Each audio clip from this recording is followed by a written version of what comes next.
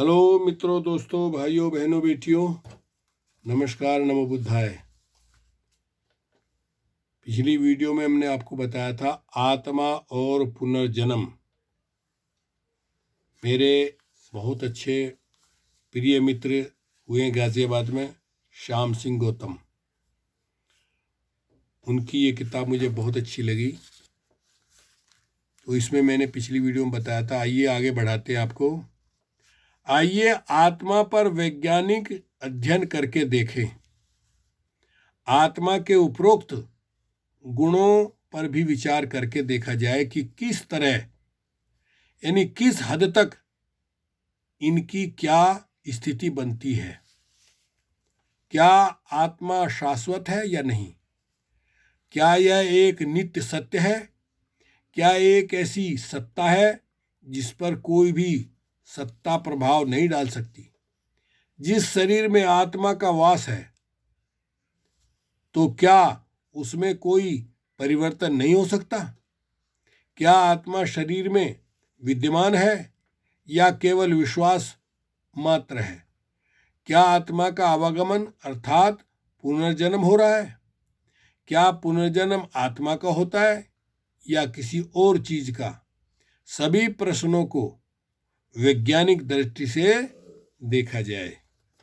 देखिए कितने बेहतरीन तरीके से बताते हैं श्याम सिंह जी। नहीं रहे अब हमारे बीच में, वो निर्वाण प्राप्त हो गए। क्या आत्मा शक्ति, एनर्जी है? कुछ विद्वान आत्मा को शक्ति अर्थात ऊर्जा, एनर्जी मानते हैं। वे अत्यधिक बल देते हैं कि यह एक शक्ति है। जो विद्वान ऐसा विचार रखते हैं, उनका नैतिक कर्तव्य हो जाता है कि इस संबंध में जो भी जो शंकाएं या प्रश्न सामने आए उनका उत्तर दें, अन्यथा यह विचार स्थापित नहीं माना जा सकता। वे विद्वान जो आत्मा को शक्ति या ऊर्जा, एनर्जी मानते हैं, कृपया वे समझाएं कि यह कौन सी शक्ति या ऊर्जा है।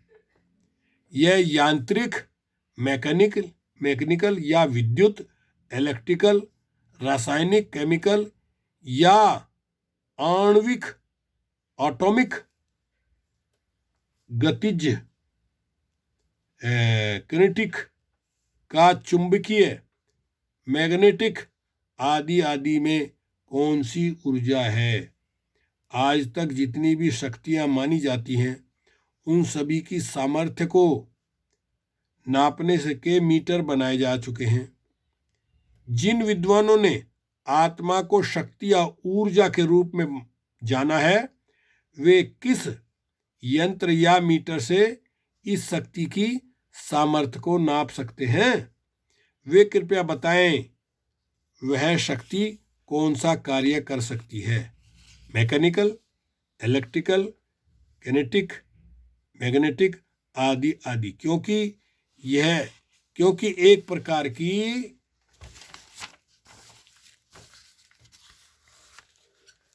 एनर्जी एक समय पर एक ही तरह का कार्य करती है। जब तक वह दूसरी एनर्जी में नहीं बदल जाती, तब तक दूसरे प्रकार का कार्य नहीं हो सकता। एक एनर्जी को दूसरी एनर्जी के रूप में बदलने तक कोई प्रक्रिया स्थान लेती है। ऐसा नहीं कि किसी ने कह दिया और हो गया। यह ऐसा सत्य है जिसे देखा या दिखाया जा सकता है। वे लोग जो ऐसा मानते हैं, उन्हें इसका निर्णय करना है। क्या आत्मा का कोई रूप है या रूप है? इस संबंध में कोई निश्चित मत नहीं है। एक वर्ग आत्मा का रूप मानता है, लेकिन यह रूप निश्चित रूप से क्या है, यह बतलाने में उनकी स्थिति डावाडोल मिलती है। दूसरी तरफ शास्त्र भी इसका समर्थन नहीं करते। कुछ लोग आत्मा का कोई रूप नहीं मानते हैं। वे कहते हैं कि वह अरूप है। यदि आत्मा अरूप है, तब यह प्रश्न सामने आता है कि फिर किस प्रकार से जाना गया। वे उत्तर देते हैं, जिस प्रकार हवा अदृश्य रूप है, लेकिन फिर भी उसकी अनुभूति की जा सकती है। अर्थात हवा चल रही है, हमारी इंद्रियां इसका अनुभव कर सकती हैं। हवा नहीं चल रही है या धीमी चल रही है, इसका अनुभव हमारी इंद्रियां कर सकती हैं। यह कहा जा सकता है कि इंद्रियां हवा का चलना या न चलना अनुभव कर सकती हैं। लेकिन जब यह कहा जाए कि कृपया ठीक हवा के चलने की तरह आत्मा का अनुभव कराइए, तब ये लोग तरह तरह के बहाने लगाने लगते हैं कि आपको यह विधि अपनानी पड़ेगी, आपको यह ढंग अपनाना होगा, आपको पहले यह करना पड़ेगा, वह करना पड़ेगा, और अंत में बिना किसी संकोच यहाँ तक कह डालते हैं कि आपके तर्क ठीक नहीं हैं, आप इसे नहीं समझ सकते, आप यह समझने में अयोग्य हैं, और अंत में बजाय समझाने के आंखें काली पीली करके गुस्से व बौखलाहट का प्रदर्शन करने लगते हैं। देखिए, ये बता रहे हैं श्याम सिंह जी, गाजियाबाद के श्याम सिंह गौतम जी। वे लोग जो भी निर्णय दें कि आत्मा का रूप है या अरूप है, उस समय एक महत्वपूर्ण प्रश्न सामने आता है, यह तरल, गैस, प्लाज्मा अथवा ठोस में है, ठोस में से किस स्थिति में है। यदि इसमें से कोई भी स्थिति नहीं है, तब उन्हें यह बताना चाहिए कि आत्मा की कौन सी स्थिति है। ये लोग यह कहते हैं कि यह केवल ध्यान, मेडिटेशन के द्वारा ही जानी जा सकती है। कुछ लोग कहते हैं कि योग द्वारा ही जानी जा सकती है। इस प्रकार कुछ लोग और भी ढंग पेश करते हैं यह जानने का, जो भी ढंग वे बतलाएं, लेकिन यह साफ है कि बताने वालों ने आत्मा को देखा है, उसका साक्षात्कार किया है या उसका अनुभव किया है। इस स्थिति में इन लोगों को यह बताने में कोई कठिनाई नहीं होनी चाहिए कि कौन सी स्थिति में उन्होंने यह देखी या अनुभव की। जब यह जानने के लिए आग्रह करते हैं तो लोग मानसिक संतुलन खो बैठते हैं और कभी कभी आवेश में आकर के नाराजगी दिखाते हैं। फिर वे कहने लगते हैं कि आत्मा कोई ऐसी स्थिति नहीं है कि आदमी का मस्तिष्क उसे समझे या पकड़ ले। ऐसे लोगों से फिर प्रश्न करना पड़ता है कि आप भी तो वो आदमी हैं, तब आपका दिमाग आत्मा के विषय में इतना सारा ज्ञान कैसे जान लेता है? क्या आप आदमी नहीं हैं? आदमी के अलावा कुछ और हैं? तब वे अगल बगल झांकने लगते हैं, यहां तक कह डालते हैं कि आप नास्तिक हैं, आप ये सब नहीं समझ सकते। इस तरह का आग्रह एक मिथ्या दृष्टि है जो किसी के भी हित में नहीं है। ऐसी बात नहीं है कि किसी बात को एक आदमी समझ सकता है और दूसरा नहीं। यह हो सकता है कि किसी आदमी को कोई बात समझने में ज़्यादा देर लग सकती है और किसी को कम।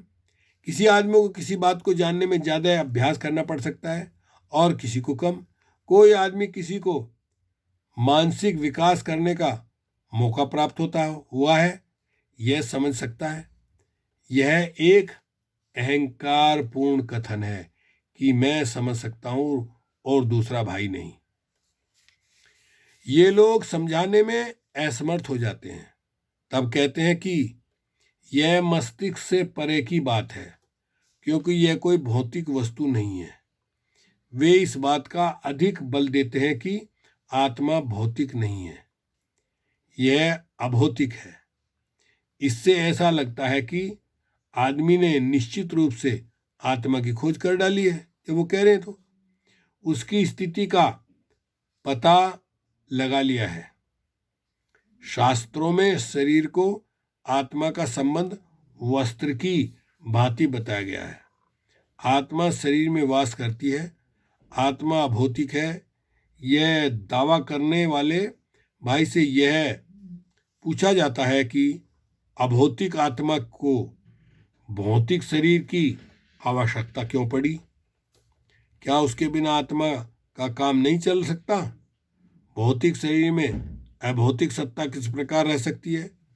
क्या भौतिक में मिल जाने के बाद भी आत्मा अभौतिक रहती है या भौतिक हो जाती है? ऐसी स्थिति में वे अपना उत्साह खो बैठते हैं, यहाँ तक कहने लगते हैं कि आप बच्चों जैसी बातें करते हैं, आप ठीक तर्क नहीं करते हैं, अमैत्रीपूर्ण व्यवहार करने लगते हैं, जो उन्हों की दिमाग कमजोरी का परिचय है। जो भी स्थिति हो, कभी भी अपनी जानकारी को अंतिम जानकारी नहीं माननी चाहिए। ऐसा जो भी करता है वह उस भाई के अहंकार की स्थिति का बोध कराता है।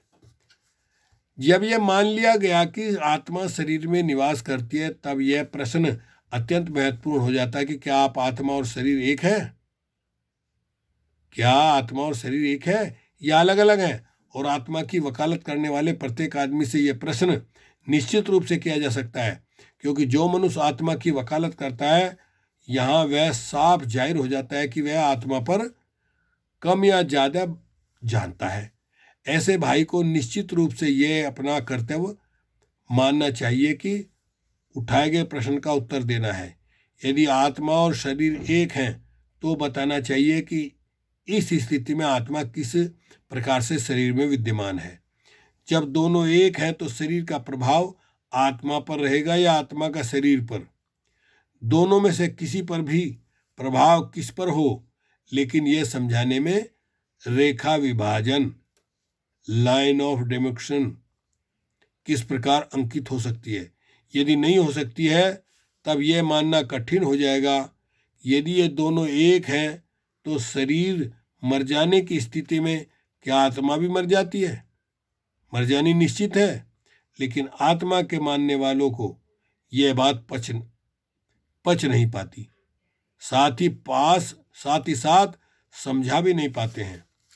यदि वे ऐसा कहते हैं कि आत्मा और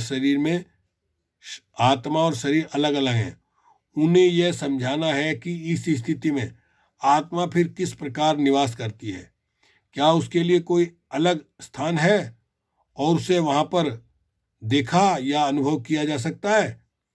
यदि दोनों में से कुछ भी यह लोग नहीं दिखा सकते, तो फिर उन्हें यह बताना चाहिए कि किस प्रकार उन्होंने जाना कि आत्मा और शरीर अलग अलग हैं या एक है।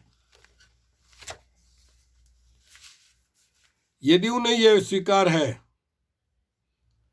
कि आत्मा व शरीर एक है, उस स्थिति में यह प्रश्न सामने आ जाता है कि आत्मा और शरीर में क्या कार्य, आत्मा और शरीर के क्या कार्य हैं। यदि वे लोगों को एक मानते हैं, तो दोनों के कार्य भी एक होने चाहिए। एक होने पर दोनों के कार्य में भेद नहीं हो सकता। इस स्थिति में इन दोनों शब्दों का अलग अलग प्रयोग की अनुचित प्रतीत होने लगेगा। आत्मा को नित्य माना गया, उस पर किसी भी प्रकार का प्रभाव नहीं पड़ता, लेकिन शरीर नित्य नहीं है और दूसरी सत्ताओं से प्रभावित होता है, उसमें परिवर्तन होता है। इस स्थिति में एक मानना कठिन हो जाएगा। इस प्रकार उनके समझाने में कठिनाई उत्पन्न होगी। यदि यह स्वीकार किया जाए कि आत्मा व शरीर अलग अलग हैं, ऐसा मानने पर यह भी मानना पड़ेगा कि आत्मा व शरीर के कार्य भी अलग अलग हैं। इस स्थिति में फिर यह प्रश्न उठेगा कि आत्मा के कार्य क्या हैं? जो कार्य शरीर करता है, क्या आत्मा उससे अलग कार्य करती है? यदि अलग कार्य है, तो क्या शरीर और आत्मा के कार्य में कोई संबंध है? कौन कौन से कार्यों में संबंध है और किन किन में नहीं? यदि संबंध है, तब दोनों में किसका कंट्रोल रहेगा? यदि संबंध नहीं है, तब यह शरीर स्वतंत्र रूप से कार्य करेगा या आत्मा की दखलंदाजी रहेगी? यदि रहेगी, तो किन किन मामलों में और किन किन मामलों में नहीं।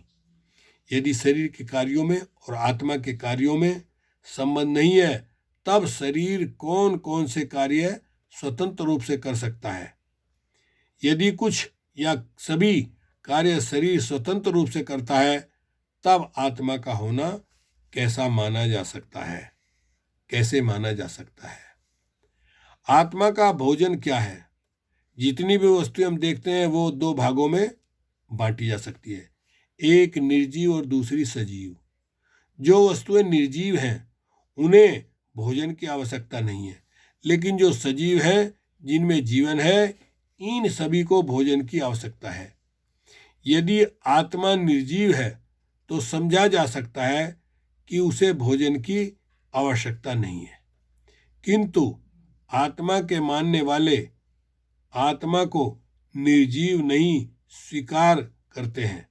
यदि आत्मा को सजीव माना जाए तो प्रश्न निश्चित रूप से होगा कि आत्मा का भोजन क्या है। यह निश्चित रूप से एक परेशानी बनेगी, क्योंकि आत्मा को भोजन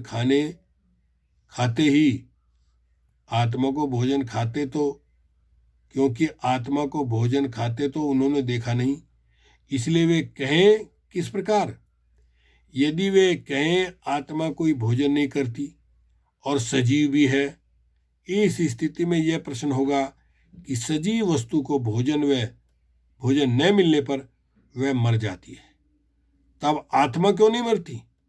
इस प्रकार यदि आत्मा को भोजन नहीं मिलेगा तो सजीव किस प्रकार रह पाएगी, इसे नकारना भी कठिन हो जाएगा। आत्मा के साथ स्वर्ग की बात की जाती है। शरीर स्वर्ग नहीं जाया जा सकता, शरीर यहीं पर नष्ट हो जाता है। केवल आत्मा के पहुंचने की बात कही जाती है। लोग कहते हैं इसकी आत्मा निकल गई, स्वर्ग को चली गई। बताया जाता है कि स्वर्ग में नाना प्रकार के सुख होते हैं, वहां तरह तरह के भोजन भी हैं। स्वर्ग में पहुंचने वाली प्रत्येक आत्मा उन्हें खाती है। वहां कामधेनु और कल्पवृक्ष से मनचाहा भोजन लेने की बात कही गई है। इन हालात में यह मानना ही होगा कि आत्मा कुछ न कुछ खाती है। यदि वह है, यह स्थिति आत्मा के मानने वालों की और भी परेशान कर डालती है, जो उन्हें लड़ाई झगड़े तक पहुंचा देती है। चलिए, विषय लंबा है, इसलिए इसके आगे अगली वीडियो में रखेंगे। विषय बहुत इंटरेस्टेड है। ओके, शुक्रिया, धन्यवाद।